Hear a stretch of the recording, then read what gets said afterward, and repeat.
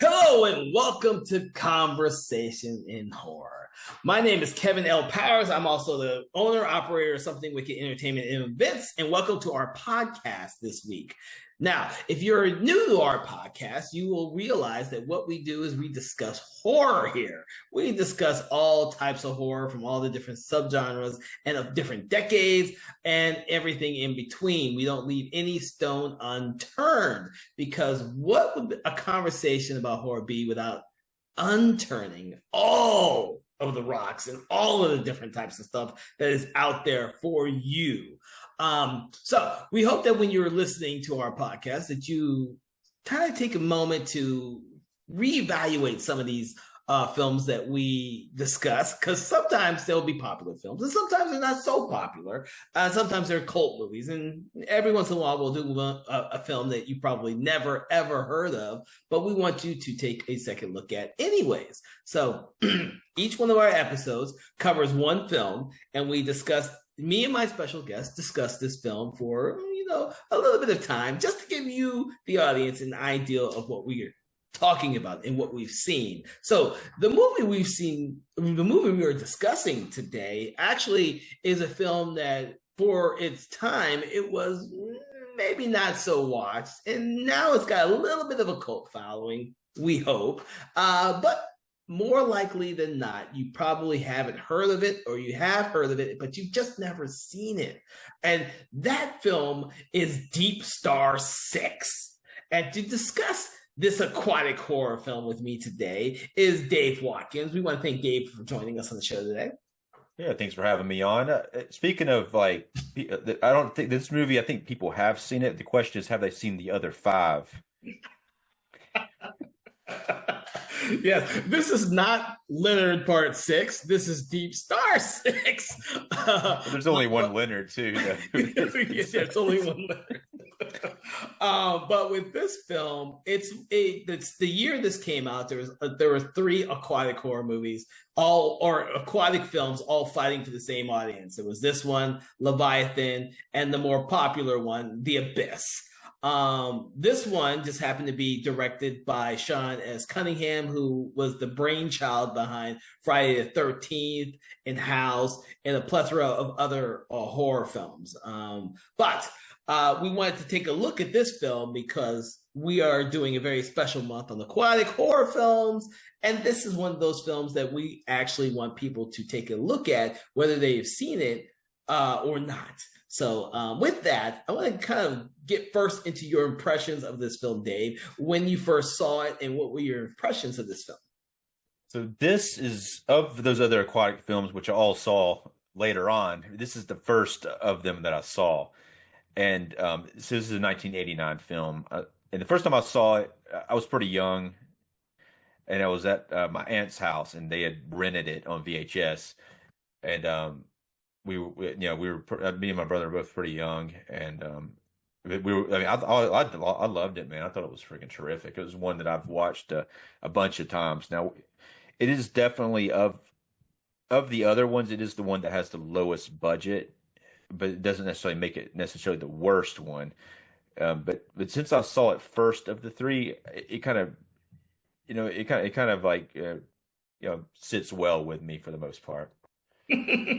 So the thing about this movie for me, and I saw it kind of like you, I saw it when it came out because even when I was a kid, I was always a monster film. So this movie and Leviathan had the Abyss all had monsters in it for me, and I actually ended up seeing the Leviathan at theaters, but I did not see this one in theaters, so I had to wait for this one when it came on VHS. But I can guarantee you when it came out, my parents I probably had them waiting in line to pick it up so I can watch it, because that's how I was with monster films. Now, that being said, the other thing I liked about this film, and which is why it still holds kind of a dear place in my heart, is because it had a lot of television actors to me in it that I was familiar with. So that's another reason why I also gravitated towards this film, because I kind of recognized some of these actors from television shows that I watch, which is kind of odd considering that Sean S. Cunningham rarely ever used or did television movies, from my understanding. Um, The cast is unique in a way because it is an ensemble one. mhm. Even though there is a hero character in the bunch, it doesn't necessarily focus on it. Like if you watch Leviathan, you know Peter Weller's character is the main character, and The Abyss, you know Ed Harris's character is the main character. Here it's really the hero character who was kind of like those characters, played by Greg Evan, is a character named McBride. Maybe kind of he's a submarine pilot, but he's not, that doesn't necessarily focus on him because it is, like I say, an ensemble. Which of the actors did you recognize from being in TV shows? Out of curiosity. He was actually in. I'm trying to find the show that I was so familiar with back in the day.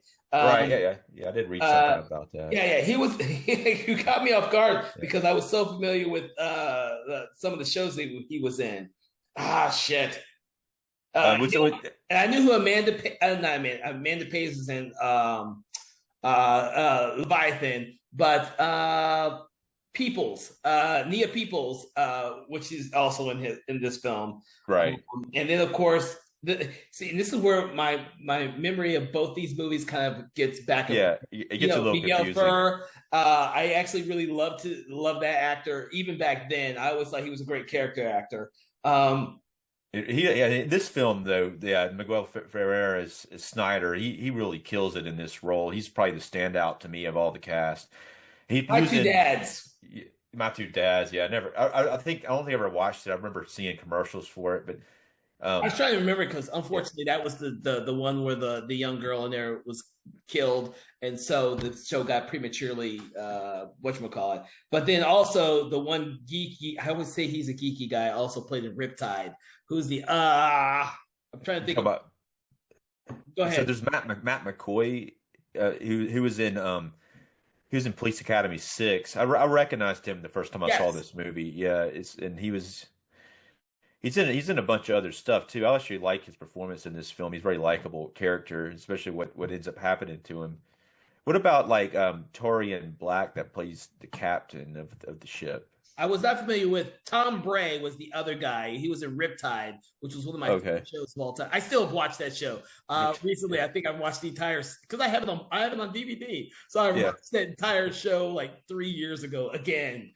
Because I still love those 80s shows that I grew up on. I still will rewatch them every once in a while. But for me, when I saw this, it had those type of actors in it that I was familiar with because they were all in shows I had seen. Right. I don't recognize him though. Who played the captain in this? Yeah, he's in some stuff. For some reason, I should have written it down. I thought I had, but I don't. But he's in some other stuff, and it's kind of an interesting. The way the cast is built. They're built in alphabetical order, so he gets top billing. He's not really the main character, but he is the captain, and it's and I guess what happens to him, like about I guess maybe about halfway Okay. through he gets killed in a pretty gruesome way, in a pretty heroic way, in a way, which has always kind of stood out to me, like that scene. I remember that pretty good. Um, but I guess we should talk about a little bit about the plot so people can kind of get an idea before we get into Especially what the character's fate so much, you know. especially for a film that like we would hope a lot more people have seen it, but to be honest with you, a lot of younger audiences probably have no idea this movie even exists. I guarantee you that people who remember this film watched it when they grew up with it, but if you grew up if you were born after the 90s and into the 2000s, you definitely probably have never heard of this fucking movie. This is not like a movie that gets resurrected all the time.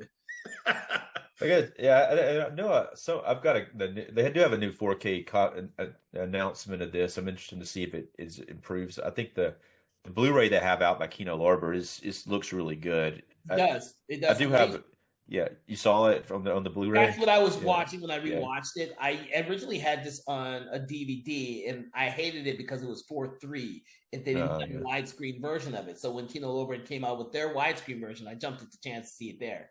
Like I've seen this movie probably 3 times in the last 2 years because of this. Yeah, I had a VHS of it. I don't know where it is.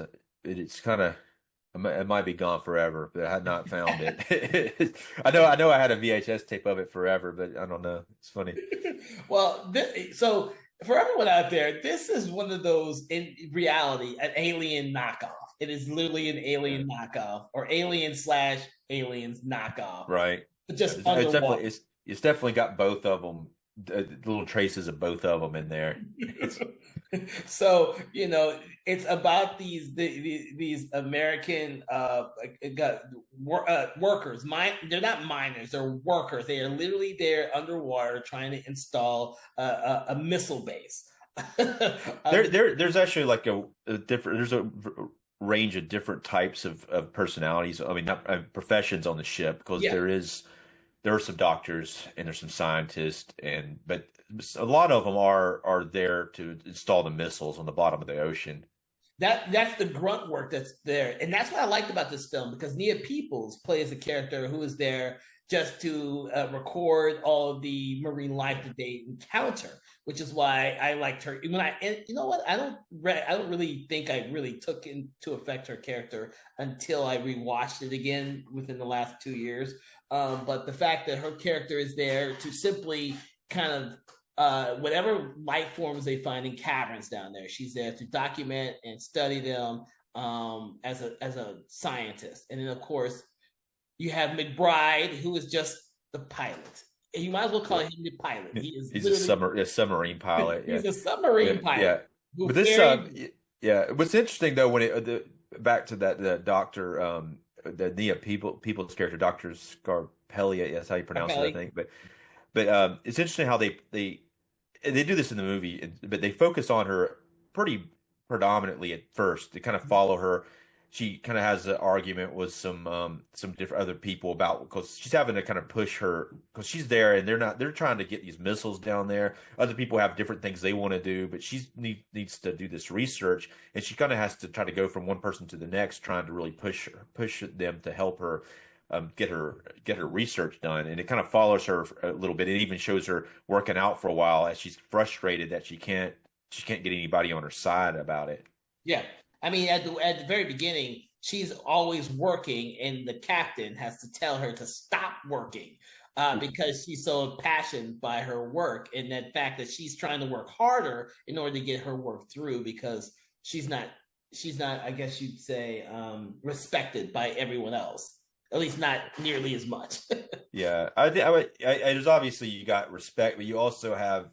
I mean, clearly because she's, maybe because she's a woman or whatnot, that might be part of it. But I think even if it was a man, you might still be having that problem when you're up against scientists. I mean, not necessarily like really like the really people who are more military minded, where they got a mission. And a lot of the people just want to get out of there. The people who are there just to work, they want to leave. But she's like not ready necessarily to leave yet. She kind of wants to leave, but at the same time, once she sees why she's there and she sees what needs to happen for her to get her research. But I guess I'm kind of gone off on a tangent. But I guess I was trying to say that the respect is not it's not necessarily there, but it's also there's kind of a reason for it, which is because people have different goals Yeah. than what she has. Especially Van Gelder, who is I guess he's the engineer of the project. He built everything. He's the one who likes to say that he knows how everything's supposed to work. And he's on a tight crunch to get this missile, it's not a missile base, it's a missile thing. So they can shoot missiles out of the sea, so to say. They're all behind. They're all behind. They've been there longer than they were supposed to be there, and you can start seeing that cabin fever set in, especially with Miguel Ferrer's character. What's his name? The Snyder, Snyder. He's the mechanic on the ship, and he's definitely ready to get out of there. He's been ready, and he's the one that kind of starts to have like that kind of.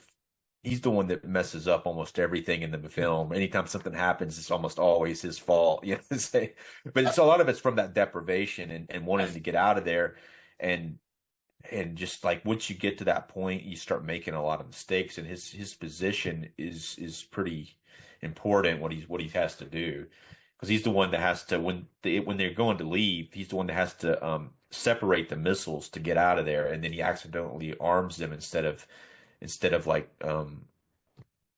setting them off.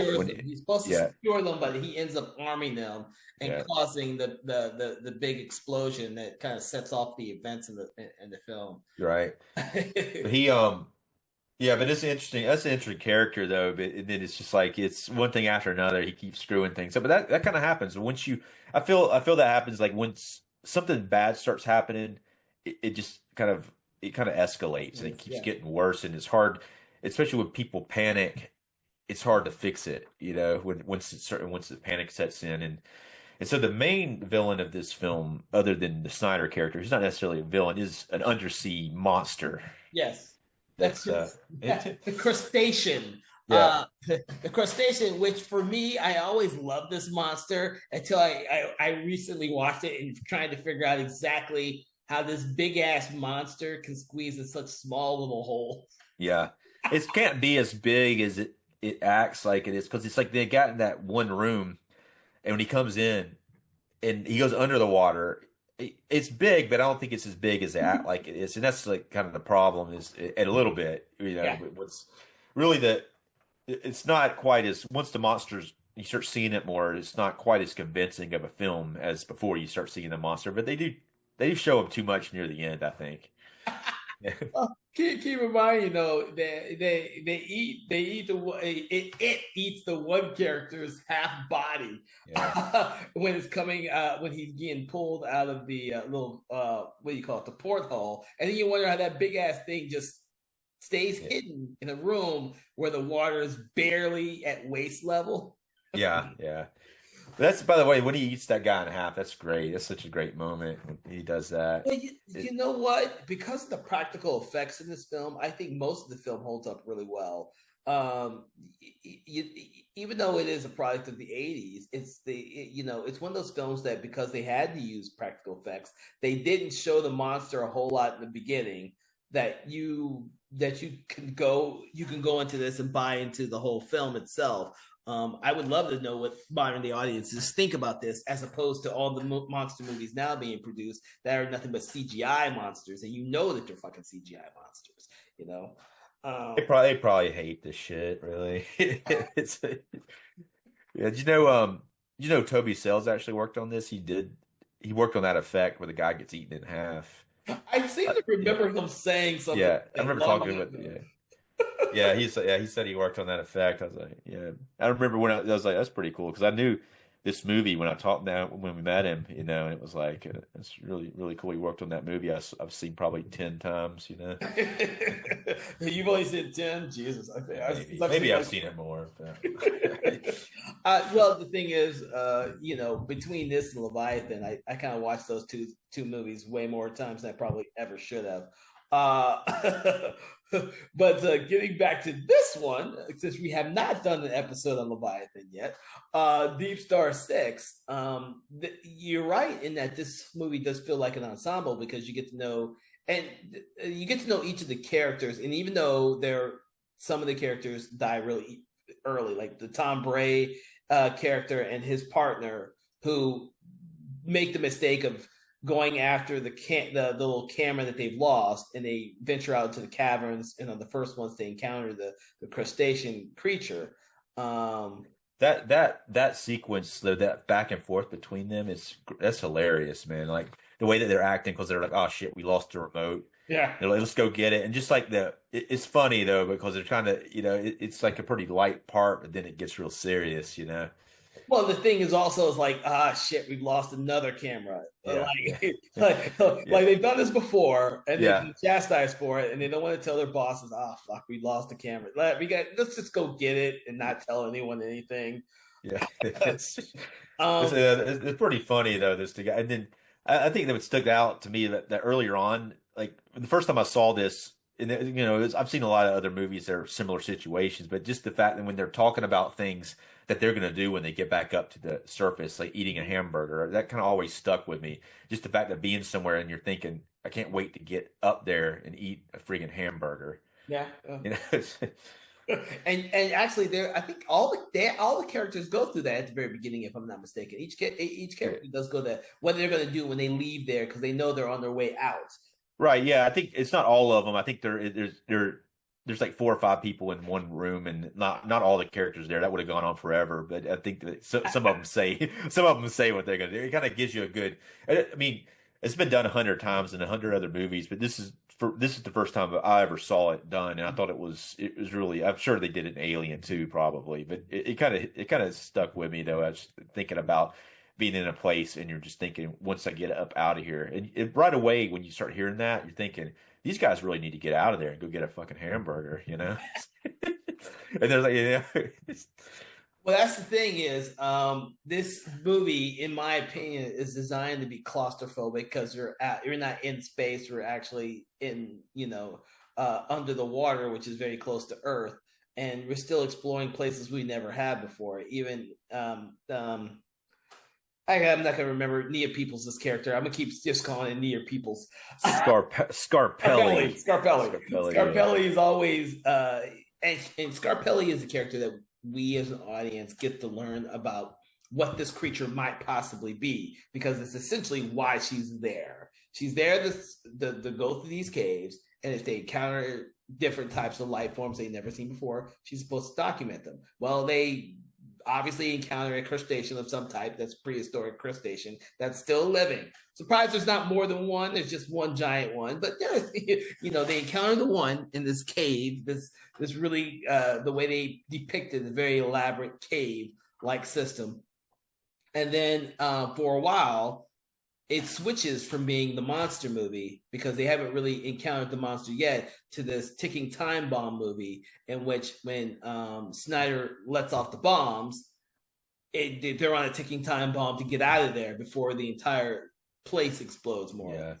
And there's a lot. Yeah. If you've seen The Abyss and Leviathan, similar things kind of happen, but here they're losing air. They're all going to die if they don't get out of there, and so it becomes very, very. Even Alien, it happens to Alien too, but it kind of definitely brings some momentum up. But something cool happens before that, though. Before all that happens, that I guess we kind of skip. But after the monster kills those other 2 guys, we hadn't talked about who's really the main actress of the film. Nancy Everhard plays Joyce Collins. That she's there with another guy on a submarine pod, but they end up, that whole thing causes a catastrophe for them, and then they have to with the character McBride and the captain have to go and save those other 2, and it doesn't go very good when they go to do it. And it's kind of reminds me of course, all these movies were being written at the same time. The Abyss, where the main actress in that one, something similar happens where she almost drowns, but they have to go save her, and the other guy ends up drowning, and then the captain gets killed at the same time. But it's that's a pretty cool sequence, though. Yeah, well, it's one of those things where in the 80s they weren't being used nearly as much as it is now. Now those type of scenes are really cliche.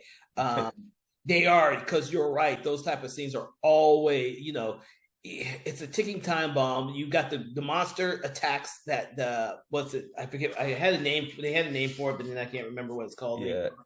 Right. Yeah, I remember. I didn't write that down either. What's CTAC. The CTAC. CTAC. They were calling it something else though. They had a name for it, like Fluffy or something. I think Fluffy's like the creep show. No, they had like a name for it. I don't remember what it was. I had to write that one down because I was never remembering. Because DeepStar 6 is their main base, and SeaTac is what gets attacked by the creature. Gotcha. Which is really cool because they almost get knocked off a freaking cliff because of their lights. The lights are what attracts this underwater creature that hasn't seen lights before. So whenever they have the lights on, the creature attacks it. Now, at that point, they just know something attacks it, and then of course it becomes McBride and the captain having to save them before. They figured the light thing out, like McBride and the captain, and then they turn off everything on their ship where the other people didn't think about it, but and that worked out pretty. That's a cool sequence because it really shows those 2 guys figuring out the situation and how to get around the monster. So it was good to see those 2 guys showing like some I guess form of it's friendship, because you got to remember that those 2 knew each other before they went down there. Like you got to remember, McBride has met his kids, seen his pictures, all that type of stuff, and then when he dies, of course, The other guy makes sure to give him a picture of the two when they're topside. You know, But I was going to say competency, but yeah, there is that cool thing about them knowing each other and just the basically since they've worked together before, like you're saying, they know they figure they can be able to work through that problem pretty good. yeah, yeah, because the captain tries to even convince McBride that he could be a captain himself, but McBride is kind of like, "I'm good where I am," type of thing. He's like a 9 to 5 worker. I pilot this back and forth. Yeah, I have no ambitions, and of course that plays into the fact that when he finds out that Joyce is pregnant, then his loner life is he finds out that he has to think about something other than himself, which plays into the rest of the film when he's trying to save everyone, but really trying to save Joyce because of the child that they have together that's coming. Some of these things are cliche a lot now. There's all, I hate to say this, but having a character be pregnant, yeah.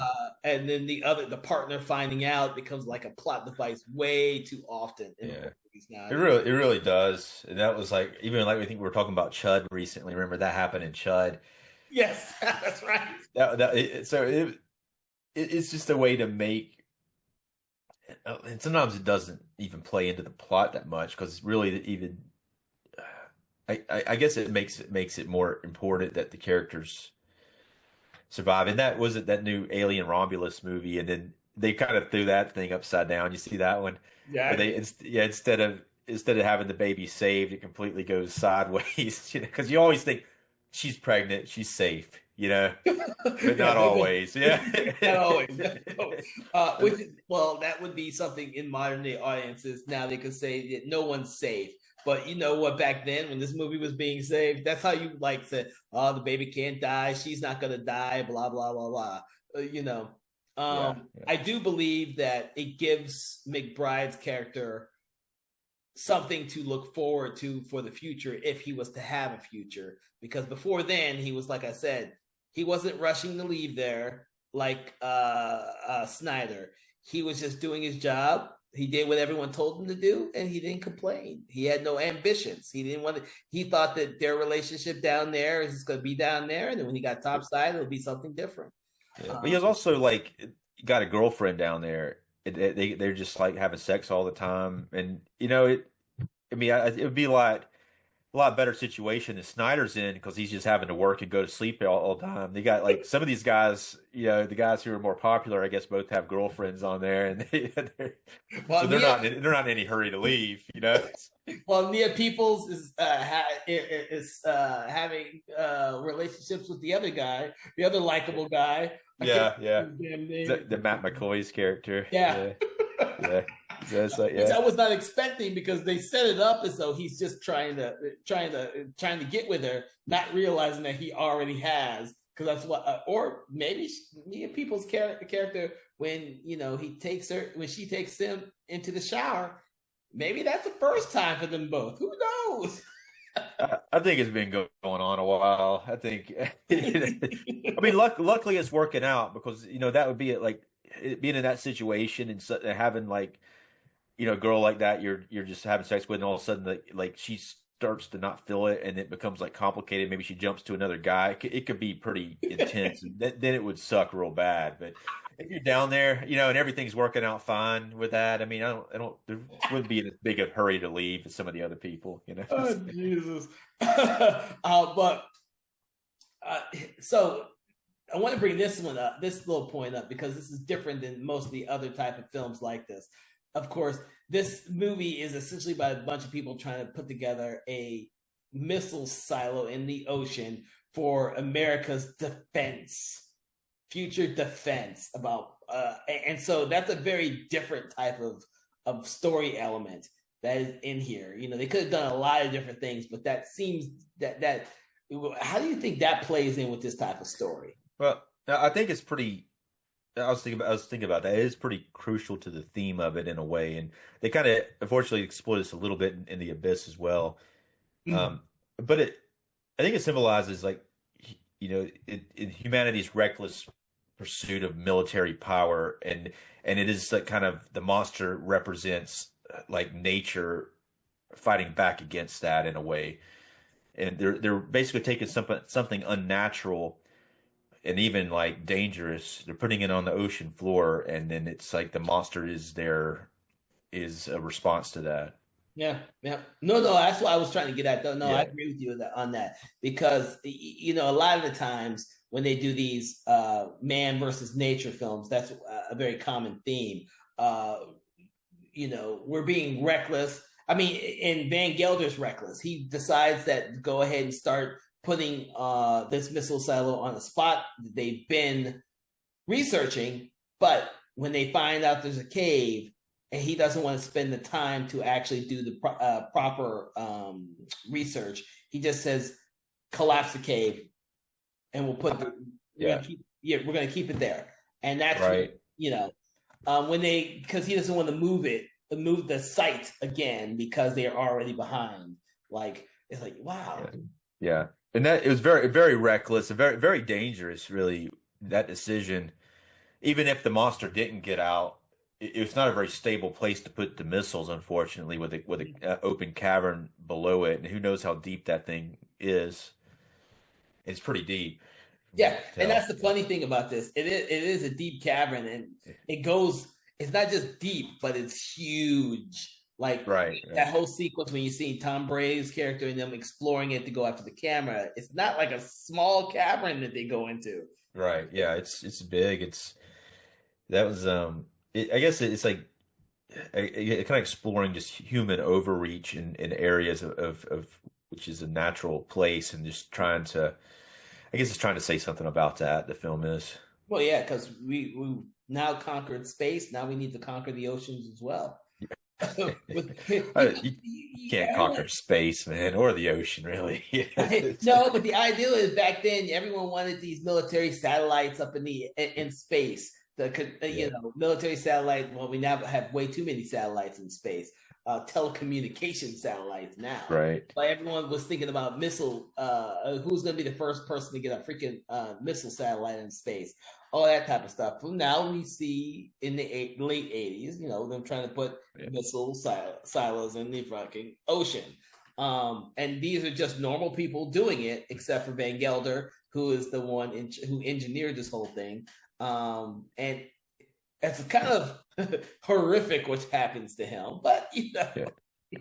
I guess if you think about it too, it's unfortunate that the missile stuff has to happen in general because like when one group of people gets something that can harm other people, then the other people have to respond by having something to protect themselves with, and it's just a spiral of unfortunateness. I guess that's not really a word, but it is an unfortunate spiral of different defenses. But it's in order for one group of people to be able to survive, they have to be able to protect themselves.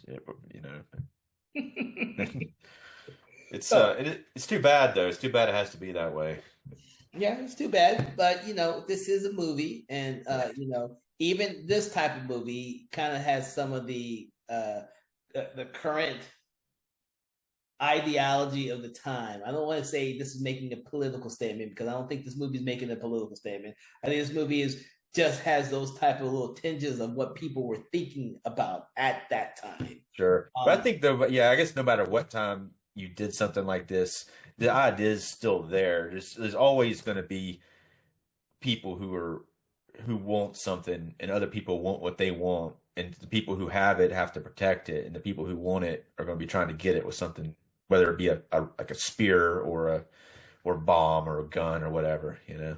yeah, and that type of theme is more prevalent in B Z grade horror movies of today than it was back in the day with B movie horror films. Yeah, right. I don't know how many Z grade horror movies we had back then as opposed to now, because there are a shit ton of Z grade horror movies now. But they kind of use that concept a lot, where it's nature versus man, and they kind of do the military shouldn't have done this, or you have this. I mean, Piranha, the Piranha and Piranha were created by the military. I mean, but it wasn't used that often. But It does it in a light way here. it's a It doesn't preach. It's part of the plot. It's part of the deep theme. If you think about it, there being a theme to the film, but it's not like a, it's not like a preachy type of plot device. no, no. So the other thing I want to discuss is Snyder's character in the film. So because when I rewatched the film, I kind of looked at Snyder's character because he's the one who's suffering from cabin fever slash being down there for far too long. And then unfortunately, some of his choices are to the detriment of other characters in the film. Right. And he holds himself well kind of at first. He is kind of like that guy who everyone's kind of like annoyed with him a little bit because he's a little anal about his work, which is a good thing for what he's doing because he is like he's a mechanic, but he's needing to fix things, but he's also very fed up of being down there, and he's just he's tired of everybody. But he is kind of hilariously a little whiny, and it's funny when he goes to like that one doctor and she's working on him, how he's just like she's almost like he's really it's just funny. She's kind of talking to her like she's his mom or something in a way, you know. I guess it's kind of. Yeah, go ahead. No, I was just saying it kind of feels like that kind of mother-son relationship. She's kind of annoyed with him, but he kind of feels like I'm going to go to this nurse or whatever, or the doctor. She's like a medical doctor, and he's like, she's the mom from Ferris Bueller's Day Off player. What is her name? I know. Yeah, Cindy Pickett. Yeah. But but he goes to her, and it's just I like that. I like that part. She's kind of annoyed with him, but she kind of still tries to help him, you know. Well, what's funny is besides her playing against type for me, I loved her in this movie. She's also a really strong personality doctor. Like, she actually has to, she actually feels for Miguel Snyder's character because she sees what's happening to him. Right. And it's one of those things where they just need to. He needs to be calm because he's causing chaos without realizing he's causing chaos. I mean, when he accidentally kills Van Gelder when they're trapped in the room trying to fix the hoses so they can decompress. Right. Well, it's funny. They go in there and he gets a shark dart. It's what he has. It's like a stick with a shark dart on it. And he's that's his weapon to try to fend off the monster with. But anyway, go ahead. No. That's good that you preface that because they're all in there and they have to go in there because they have to fix the decompression chamber before they can leave because they can't go to the surface without decompressing first because they're so far down, so far deep in the ocean. And of course, the funny moments are when Snyder doesn't believe the shark dart's going to work because the cartridge is out of date. Yeah. So he has to be proven wrong. And of course, he uses the shark dart when he goes down there. And he freaking flips when he sees the one guy who gets killed by the crustacean monster. He just fucking flips. He wants to be a big man and say that he could take it, but the first thing he does is he accidentally punctures Van Gelder with the fucking shark dart. Yeah. He stabs him in the back with it by mistake. It's a cool effect too. It comes through his front, and then his front like blows out. It's a cool effect. Yeah, well, it also means a lot too that his so-called boss of the whole thing, who thinks that it's all his fault, he shoots him in the back, literally shoots him in the back. Yeah, right. Yeah, and then it just gets worse from there. You know, then they try to subdue him after that. It just gets worse for him. You know, it gets worse, and I will just mention that unfortunately, that once he tries to escape through the only escape pod they have, it's lights out for him, and not in a very good way. Because he panics and gets in the escape pod. It hasn't decompressed yet. They're yelling at him to fucking stop, and he just like, no, I'm out of here. You know. But it's good because it then adds yet another complication to the story, which is how the hell did they get out of there without an escape pod? Like, this is one disaster after another. And that's the best thing about disaster movies, in my opinion. There's one disaster after another. And the crustacean is really just the creature. It's just one aspect of this whole damn thing. I think I remember what they call the creature, like the special effects crew. They called it Buffy. I'm pretty sure that's what they called it. I think it's what it was. I think they called it that, Buffy. Oh Is Jesus! I'm sure we can find that one somewhere. I don't remember if the Blu-ray has these special features. I might have to yeah, look into that. they're on. I'm almost positive they called it Buffy. I knew it Because was. Yeah, they'll be I knew it was worth kind of. watching. They'll be worth watching. I would love, yeah, for this type of movie, and as many times as I've seen it in my lifetime, it's one of those movies where I can go and watch a commentary or listen to a commentary and watch some of the behind the scenes to get a better But aspect of the movie itself. you're right. It's interesting. I didn't watch some of them and listen to some of the commentary. Some of the guys on the commentary don't like the movie very much. They're actually kind of making fun of it. It's kind of interesting, because sometimes yeah, you kind of see a movie. Some people are more. So, there's two different commentaries. I don't remember which guys are making fun of it, but one's with the director and somebody else, and one of them's with some of the crew guys. Oh, But yeah, they weren't that happy with how it turned out. I don't know, but I've always liked the movie. I've always thought it was. I've always thought it was fun. so have I. Yeah. I've never had a problem with it. As much as this one and Leviathan are not highly regarded, I saw Leviathan at the theater and just thought it was amazing because I'm a huge fan of Peter Weller. I've always been a huge fan of Peter Weller. It's I a great cast in that film It's a in good general. Yeah, Leviathan had a good cast. yeah, yeah. Yeah. The opposite is that for me, this one had a very great TV cast, in my opinion, and then Leviathan had a great cast of film actors like Right. Yeah. Richard Crenna and Amanda Pays and fucking Peter Weller and Daniel Stearns and then yeah, for me, I mean, they had different types of casts, but I've always this one I've always liked the monster more because I actually knew what the fuck it was. Whereas Leviathan, it kept morphing depending on right. crew Yeah, yeah. it it absorbed. So it never looked the same.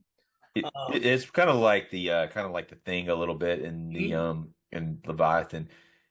But it's weird though. I think I've seen this one more, and I saw this one first, and I didn't see Leviathan until several years later. I think it was on HBO or something. But Mm.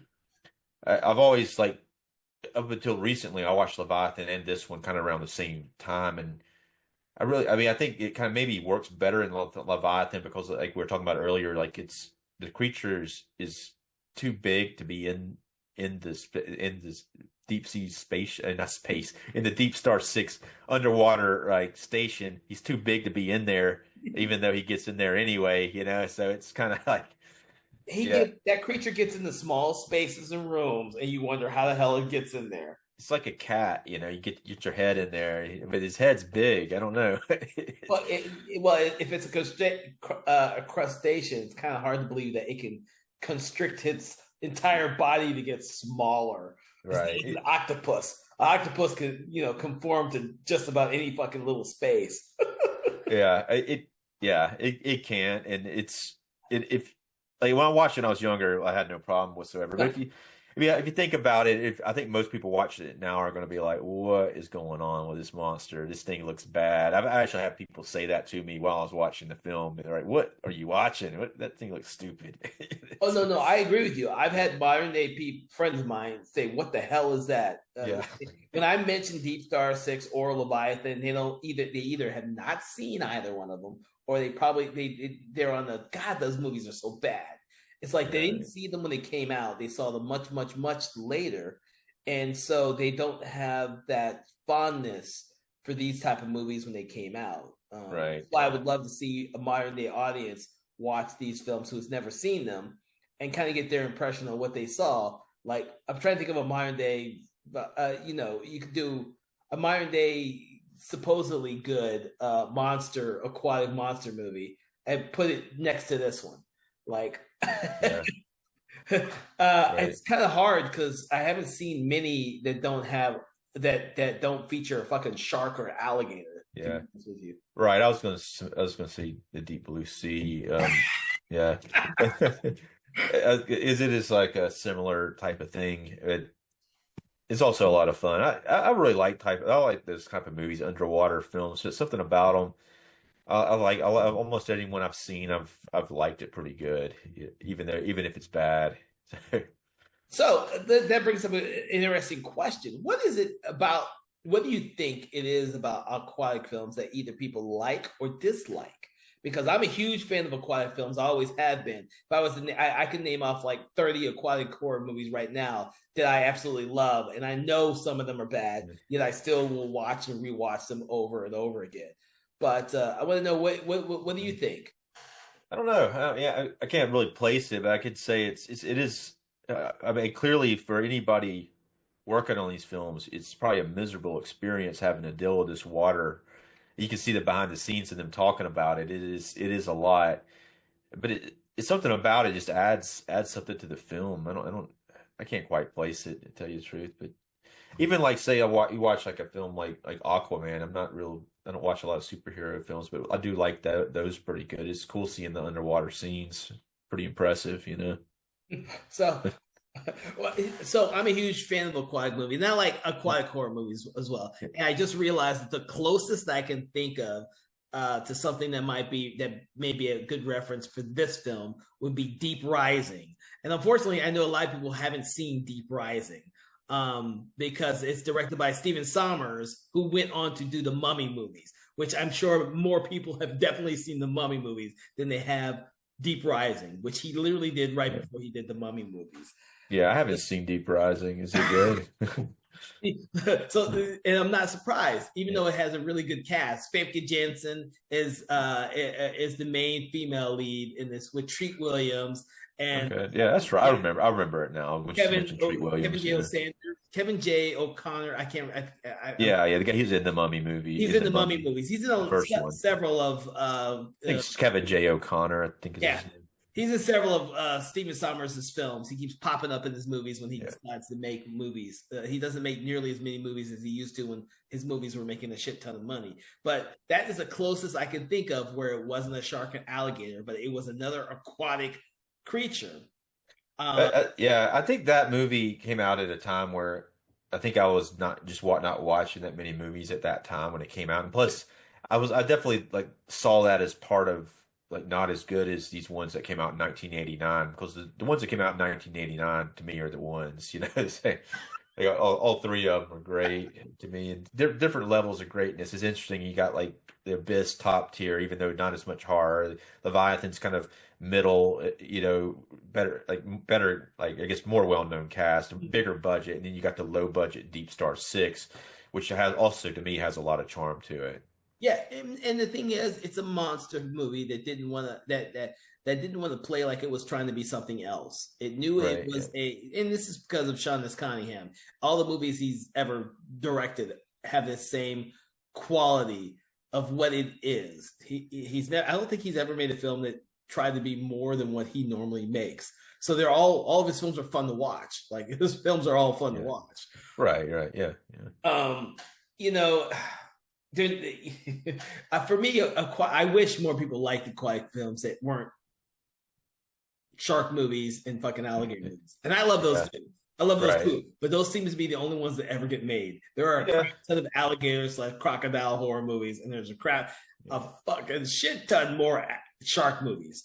Yeah, I mean, I don't know. I guess they don't like the monster movies. I like a monster movie myself, and I like the idea of even seeing I like seeing scenes of even divers in suits underwater. Even like an older diver suit. That's pretty cool. When they have some movies have like a flashback of like an older really there's riggedy looking Scooby Doo diver suits. It's. Yeah. Well, that's the thing about this one. These are very cumbersome underwater. Oh yeah. Underwater photography is pretty cool in this film, though. They do have some pretty good stuff in it. Yeah. And I was hoping with the release of the movie Underwater, that there would be more aquatic horror movies in the same type of vein. But unfortunately, even with the star power of Kristen Stewart, that movie couldn't find an audience. What was that one called? The one with Kristen Stewart? Underwater. It's called Underwater. I gotcha. Yeah, it's simply Underwater. I didn't see that. I did see like that on a list somewhere though. Like it was someone, I don't know what someone was trying to promote it was like it was one of the better underwater films, but I don't know. It was marketed incorrectly. I think for if it had been marketed, and this may be the same for this movie too. Although in '89, I think everyone was competing of which one's going to be the better underwater movie. But with underwater, other than having a very generic title called Under Fucking Water, Yeah, um, that is pretty bad. they didn't. I know they wanted to hide this, and I'll tell you because one of the reasons why you probably haven't seen it is because it just didn't feel like it was going to be that interesting a movie, right? Yeah, right. Exactly. Well, I mean, yeah, the title, and I don't know. I just Kristen Trailers. Stewart though. I just don't. I think that Kristen Stewart was never like a draw that they thought that she was. I think it was like Twilight was the draw, not her. And it, just the movies that she picked, and she actually does some fairly interesting performances occasionally, but I don't. I didn't like her at that time. I didn't like her in Twilight. I thought it was a very bland performance, and and then it was like the Snow White movie was okay, but I wasn't going to see anything just because she was in it. I definitely wasn't caring that much about her. And don't get me wrong, I know a lot of audiences are like that, and that's what can make or break Yeah, an aquatic horror film itself. Like there was no stars in DeepStar Six. Peter Weller may have been the only name for Leviathan, other than maybe Richard Crenna, maybe because yeah, he was in the Rambo movies, yeah, maybe. yeah, yeah, yeah. Richard Crenna has done plenty of horror films that no one remembers. Yeah. Peter Weller, and even the Abyss though. There's no one like people kind of know Ed Harris and Ed Michael Harris. Biehn, but it's not like they're not like A-list actors as far as like I don't know, maybe, but they're not like I'm gonna go see that movie. They're not like Tom Hanks or Tom No, Cruise or no. Val Kilmer or something like that, where they're like, okay, that's a Tom Cruise movie. I'm going to go check that out. No, no, no. And that's, we know why The Abyss isn't what didn't make nearly as much as any of James Cameron's other films. They did a lot of trying to sell all that amazing visual effects that was in the film, but the Yeah. film itself didn't latch onto a lot of audiences upon its Yeah. theatrical release. So It's it's I really like The Abyss, but I can see it as being a little slow and it's harder to connect with it. I think the performances and the idea behind the performances are pretty great, but but I could see like just it is a little like in comparison to like Leviathan or Deep Star Six, it doesn't have the monster as much urgency. For it takes a yeah. long time for there to be urgency in the film. And marketing is a huge thing, not just in horror films in general, but also in anything that specializes in a subgenre such as aquatic horror, which is why we're focusing so many movies in this month on aquatic horror. But before I forget to let everyone know, the big marketing thing that they left out for underwater, and I'm sure that this was not up to the filmmakers, is the fact that it's a Lovecraft movie. Oh, cool, yeah. If they had sold it as it being a Lovecraft movie, then I guarantee you horror audiences would have flocked to go see that movie at the theater.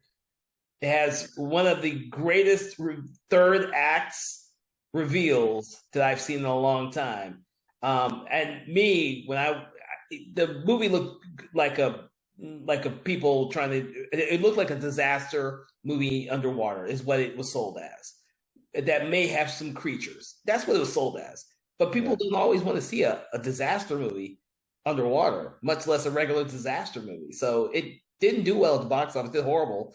But it got, and like you talk to the cult audiences now, after they finally know what the fuck the movie's about, I was like, oh shit, yeah, that was a much better film than I thought it was gonna be. Yeah, because Yeah. they hid more. Yeah, right. That's cool. I mean, it's a good reveal, but yeah, you got to sell the movie too. I really like Lovecraft films. I probably need to check that out. Yeah, you should. You should definitely. I won't reveal. I will just say, Yeah, if you're a Lovecraft fan, you will definitely really enjoy this. It was The Color Out of Space, which I think yeah, came out around the same time.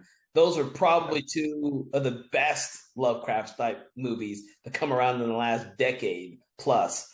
It's been a long time that Lovecraft, someone has actually done Lovecraft pretty well, but but that one was sold like a Lovecraft movie. You knew that was a Lovecraft Yeah. movie.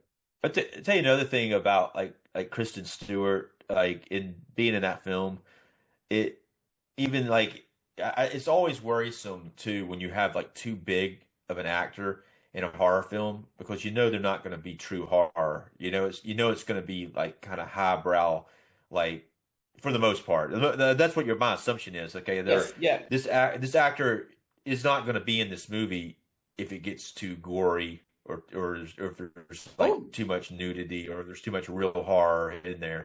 I'm not saying it's not like that. I'm saying that's kind of my assumption a lot of times when I first see like a movie with an actor in it who does it usually in horror films. no, I agree with you. You're absolutely right. And I think that's one of the marketing challenges out there. And I think that's one of the things that helped Sean S. Cunningham because you had a bunch of people that you were familiar, audiences didn't have a bunch of people they were familiar with. So when they're going to go see this movie, Right.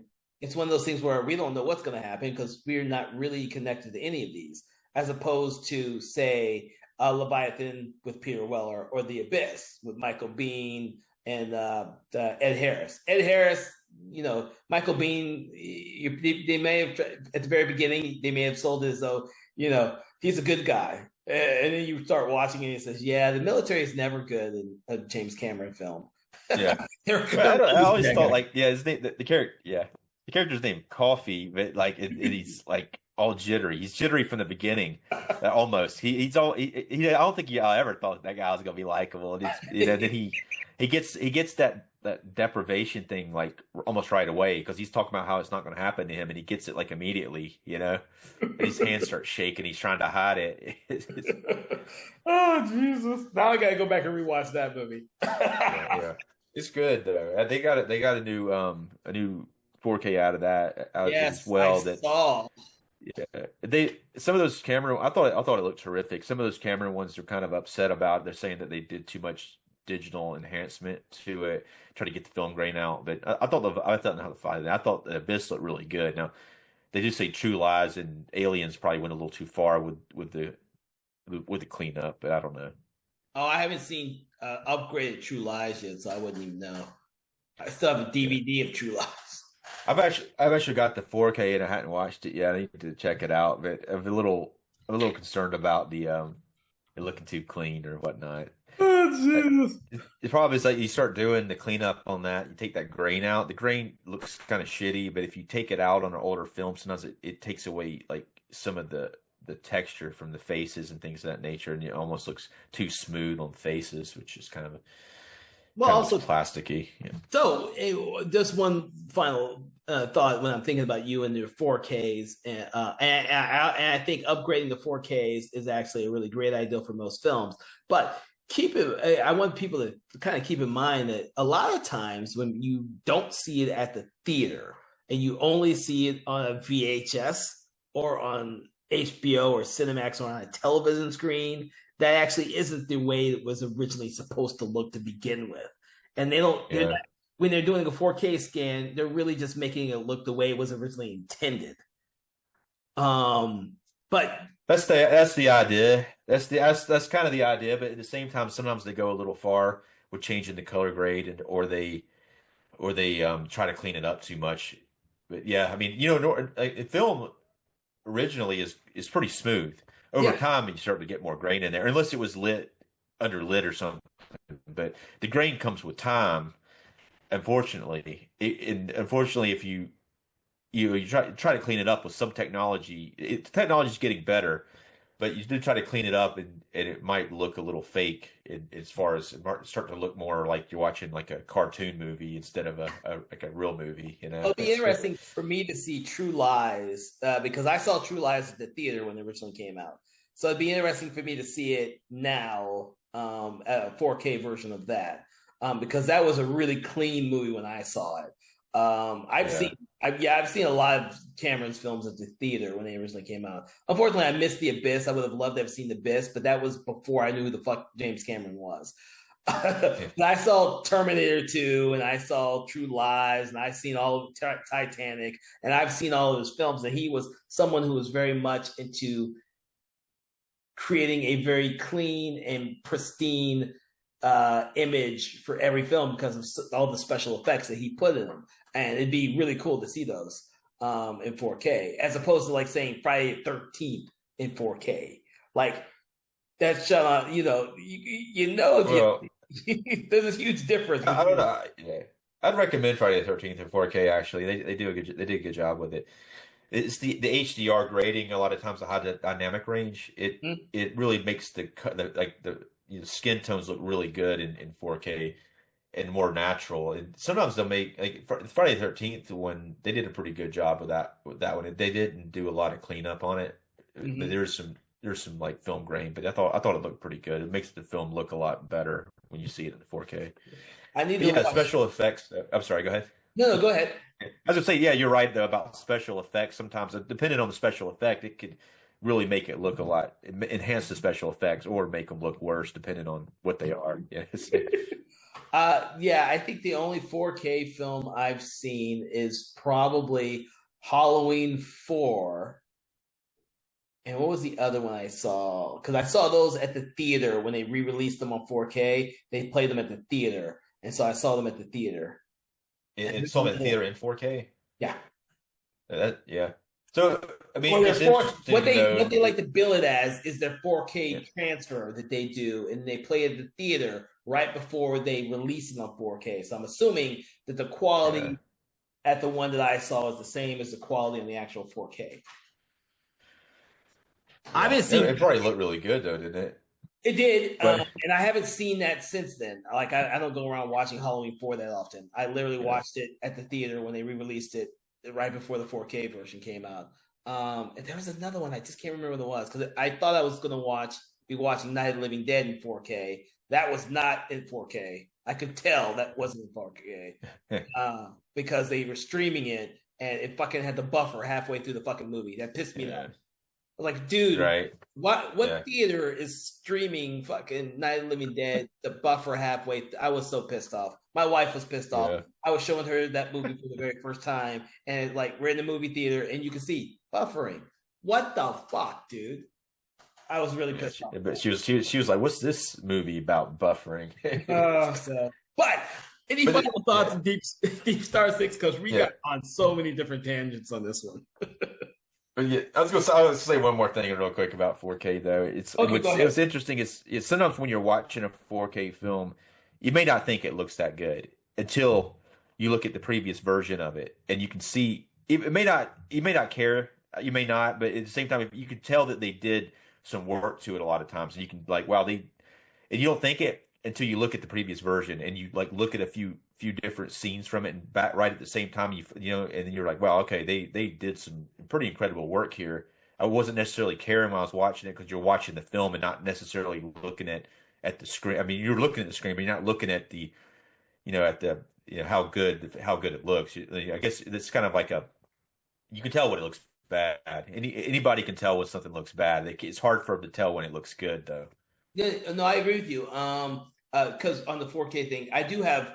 I did watch the 4K scan on Blu-ray of Night of the Living Dead when Criterion Collection released that because I had that, Right. Yeah. but I've not watched the 4K. I mean, 4K version on like an actual 4K TV. I've just watched the Blu-ray version on my regular TV. I'm waiting to Yeah. watch it on my 4K TV. I have It one. looks good though. Yeah. The It looks Blu-ray looks good too though. yeah, Yeah. it's there's a huge difference between that one and the previous Anchor Bay version that I have. Yeah. I also have like the really crappy version that's on every free public domain video out there. And then I've also have the colorized version. So I have multiple different versions to watch of this fucking movie. But the recent 4K scan looks really good.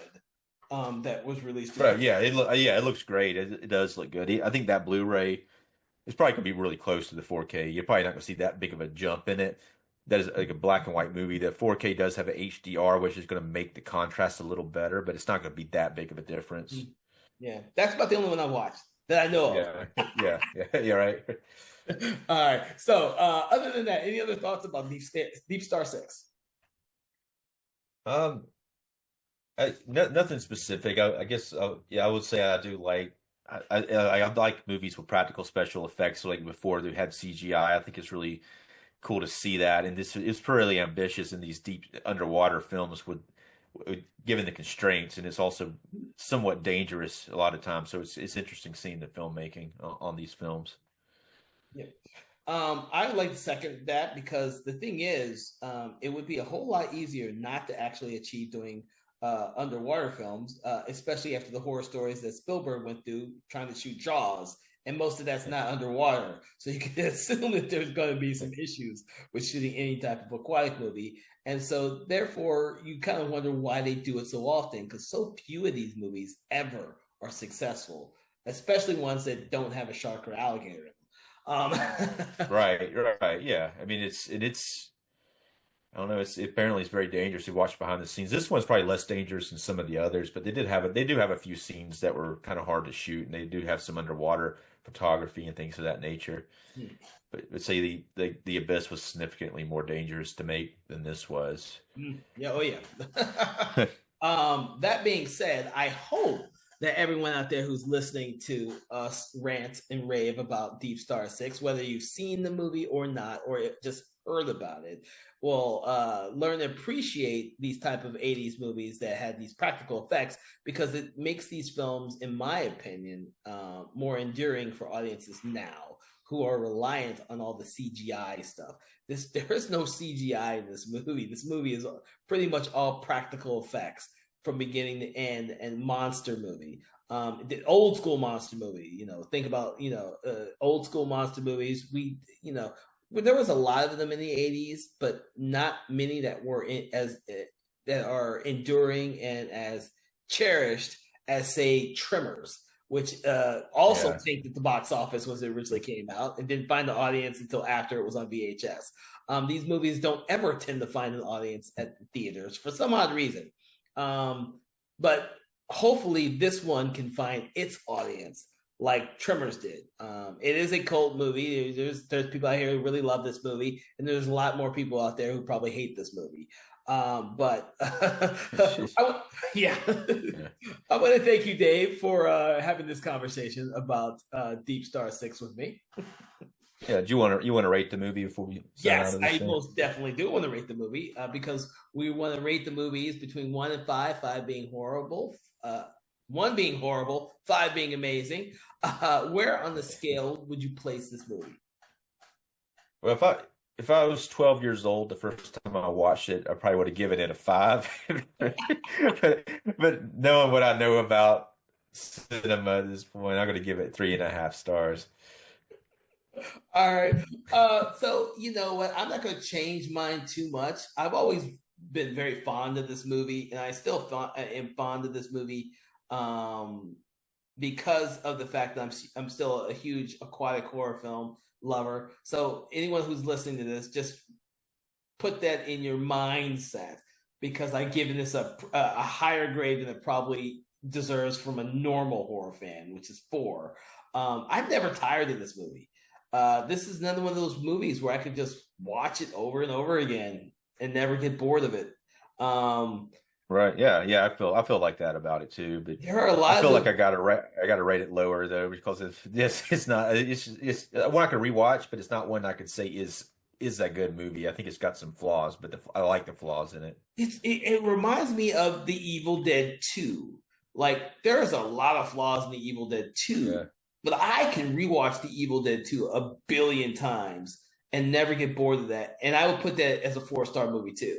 Um, Yeah, I'd have to give that 4 stars, but Evil Dead. But I think the difference though is Evil Dead. It was kind of almost intentionally cartoony. It is definitely intentionally like a comedy horror, but this one is fairly serious. is it serious and you just find it funny? Or Yeah, oh yeah, yeah. It was that kind of makes it good too. But I mean, it's definitely got some light moments here and there, uh, like we were talking about earlier, where the two guys lose the remote.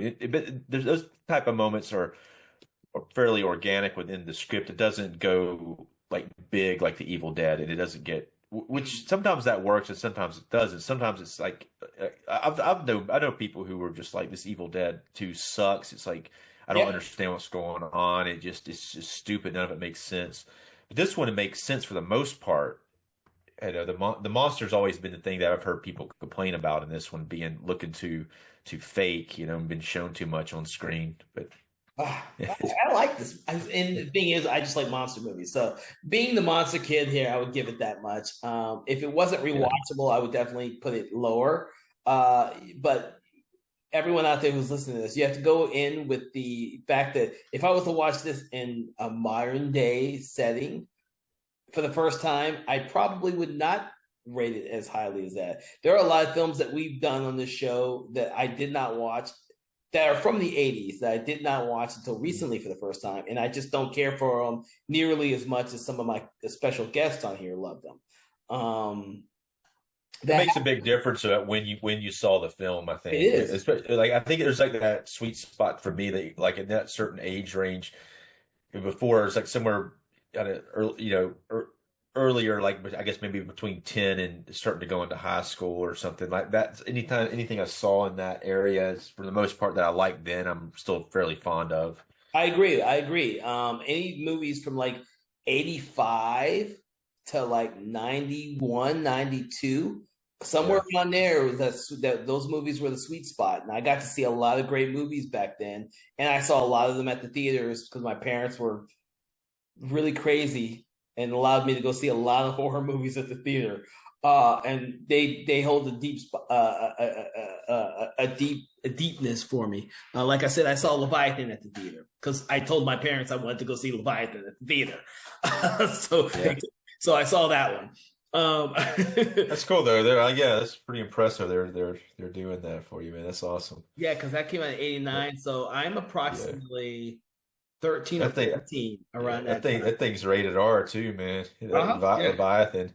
I saw that when I was 13, 14 years old. At the theater. Yeah, dude. It's weird. It's like forever, for some reason, I thought that was only rated PG-13, but recently I realized it was R. I don't know why I thought it was rated PG-13, but it's definitely R. Yeah, it have to be. So is this one, though. Yeah, I know. That's why, like, I thought it was like a lesser one as far as, like, I thought they held back, but they really don't. It's pretty good. All right, Dave. I want to thank you for joining us in this conversation about deep space, DeepStar Six. Everyone out there listening to the podcast, we hope you've enjoyed this episode. Please make sure to like, follow, subscribe, do that thing you do with your favorite podcast on Spotify, on your favorite podcast apps, or on YouTube in order to make sure that you never miss an episode. Also, make sure to check out our sister podcast, Conversations in 4Color, which is on our Patreon page and is a Patreon exclusive one. So you have to be a subscriber for that. That is about comic books, manga, and graphic novels. From all of us at Something Wicked Entertainment, we want to wish you a pleasant day, and we can't wait to bring you more aquatic horror this month and our regular episodes every Wednesday at 8 a.m. Everyone out there, have a great day. Conversations in Horror is a Broken Lighthouse Pictures production, written, produced, and directed by Kevin L. Powers, executive producer Kelly A. Inoka. All contents and material from this episode of Conversations in Horror is copyright 2025 Broken Lighthouse Pictures.